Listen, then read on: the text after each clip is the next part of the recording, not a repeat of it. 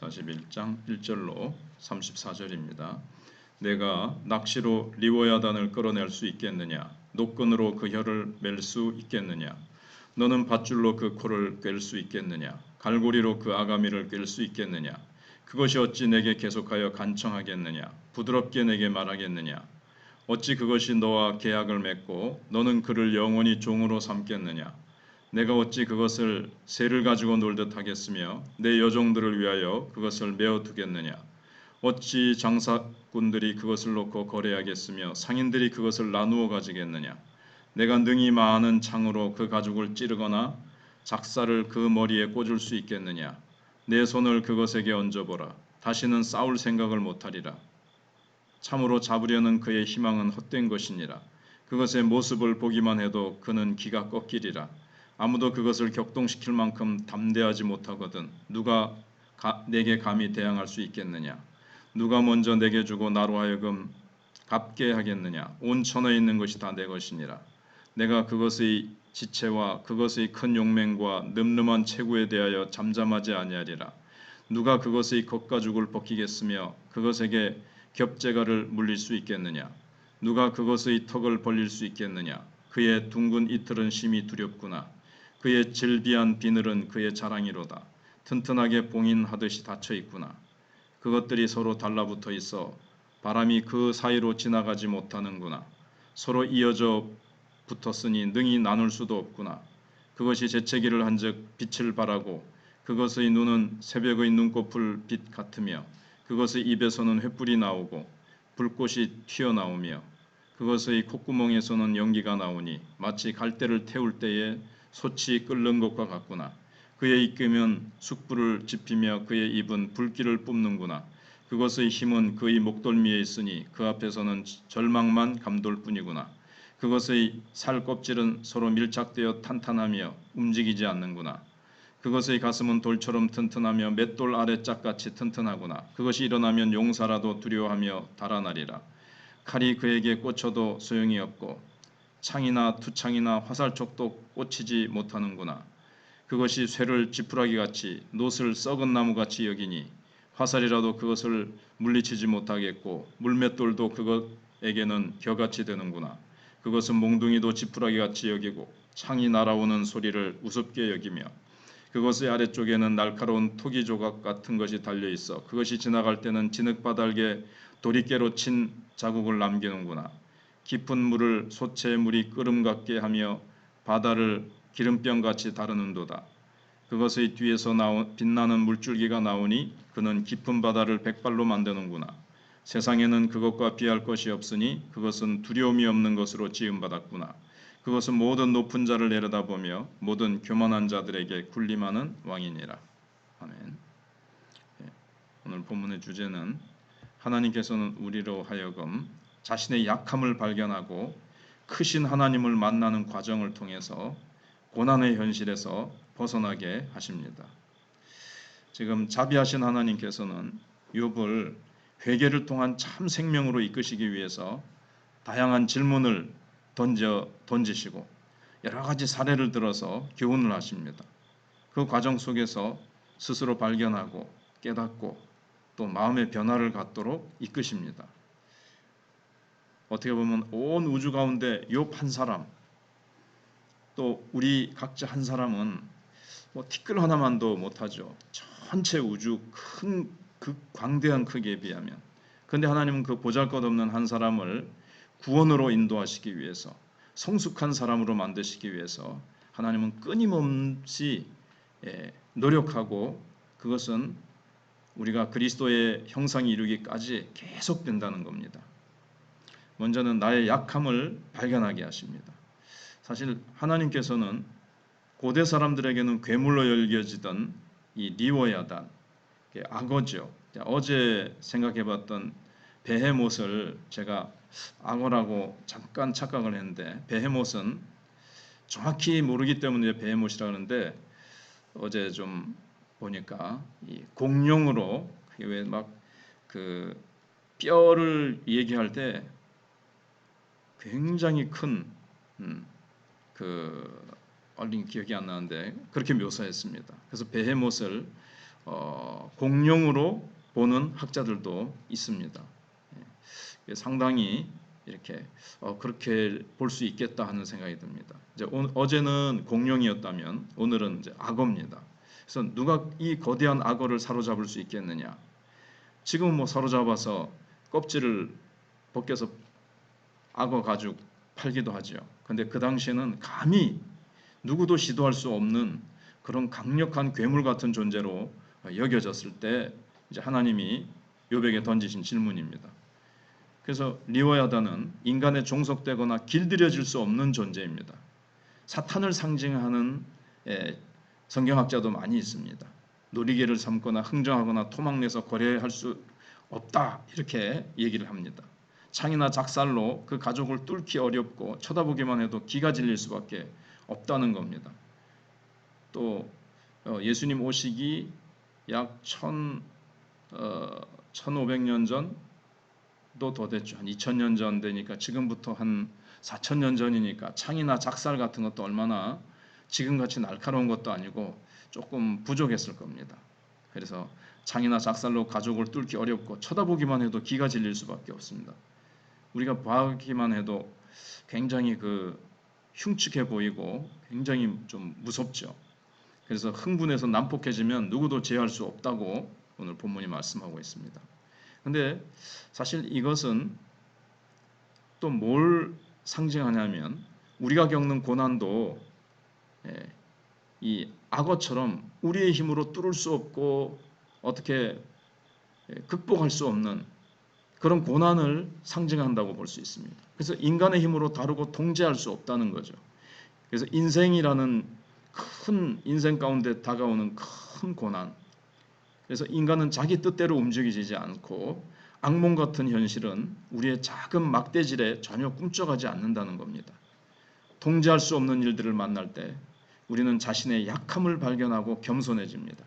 악어를 만날 때 악어 앞에서 몽둥이로도 작살로 창으로 어떤 것으로도 할 수 없고 참 두려운 것처럼 우리 앞에 다가오는 괴물 같은 이 고난, 그 앞에서 참 우리는 얼마나 연약한 존재인가, 그것을 말씀하고 있다는 겁니다.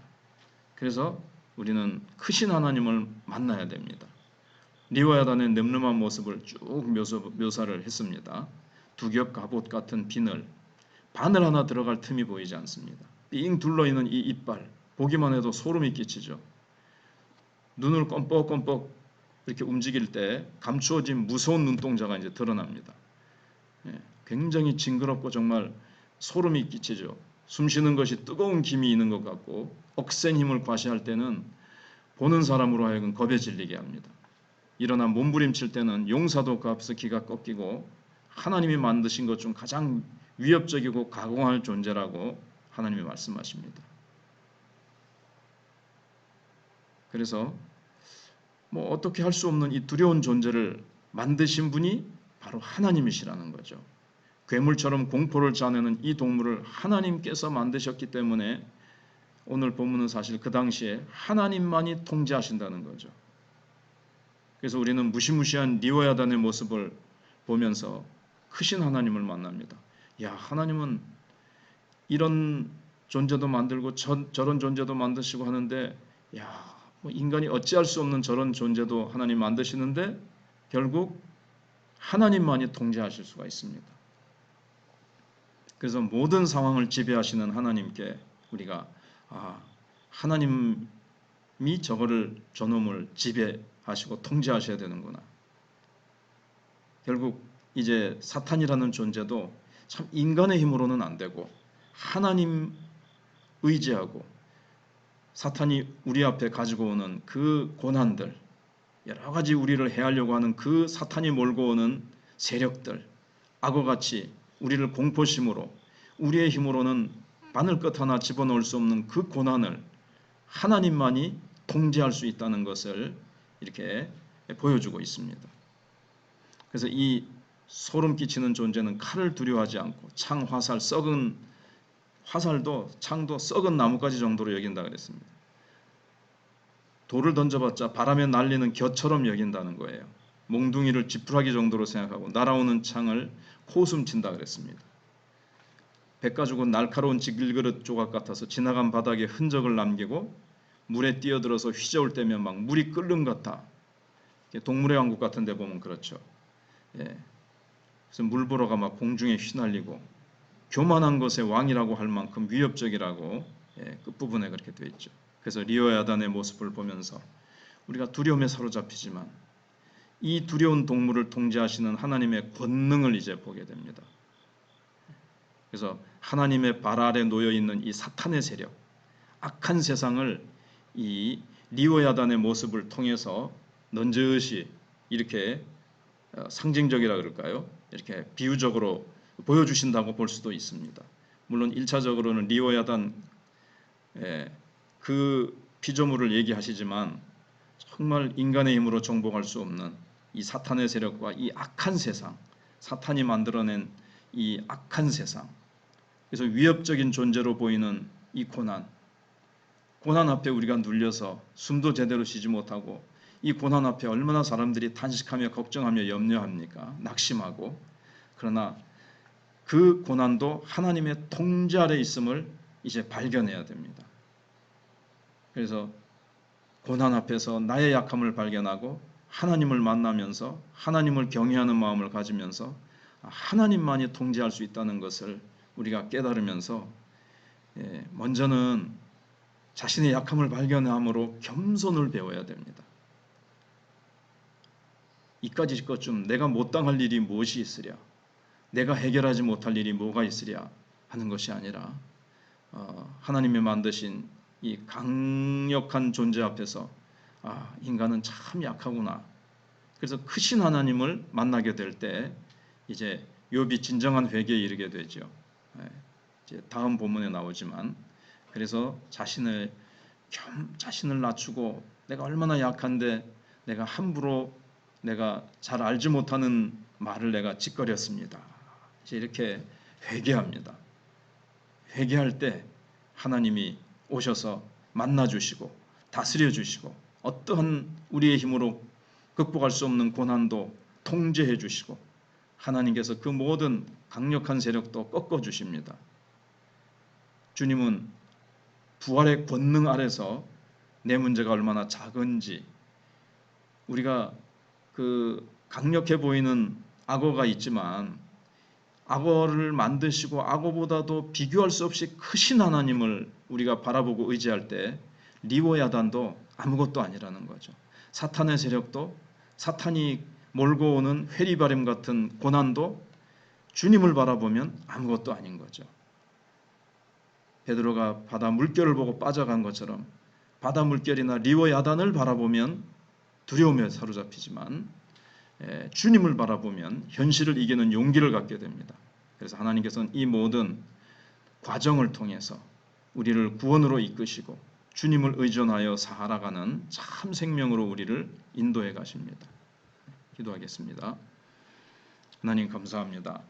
연약하고 부족한 저희들을 그러나 평소에는 깨닫지 못하고 내 힘으로 무엇을 할 수 있는 것처럼 하나님 우리가 그렇게 교만하여 우리가 때로는 내가 무엇이든지 다 할 수 있는 것처럼 날뛰지만 그러나 리오야단과 같은 존재를 하나님이 만드시고 그러한 존재 앞에서 우리가 얼마나 약하고 미약한 존재인지를 깨닫게 하시고 그때 우리 자신을 낮추고 회개할 때 주님은 우리를 만나주시고 주님께서는 모든 것을 통제하시고 리오야단 우리 인생의 리오야단 우리 인생에 닥치는 사단이 몰고 오는 회리바람 같은 엄청난 고난이라 할지라도 하나님의 통제 아래 있습니다.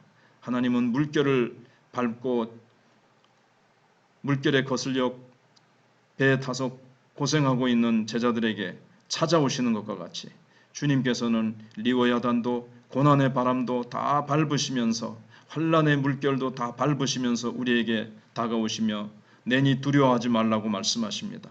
모든 것이 주님의 통제 아래 있습니다. 두려워하지 말고 고난의 바람을 바라보면서 빠져가는 것이 아니라 그 고난을 통해서 우리를 겸손케 하시고 우리를 예수 닮게 하시고 자신을 의지하고 하나님을 경외하게 하시는 하나님 바라보면서 강하고 담대하게 기도하면서 믿음으로 우뚝 서서 대장부처럼 허리를 동이고 담대하게 나아가는 저희들 되게 해주시기를 원합니다.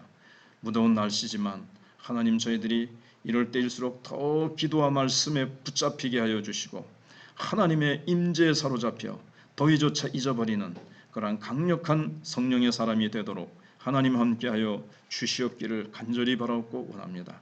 휴가 중에 있는 성도들의 건강과 영성을 또 주님께서 지켜주시고 성령 충만한 가운데 하나님이 만드신 피조 세계를 바라보면서 하나님을 찬양하게 하여 주시옵소서.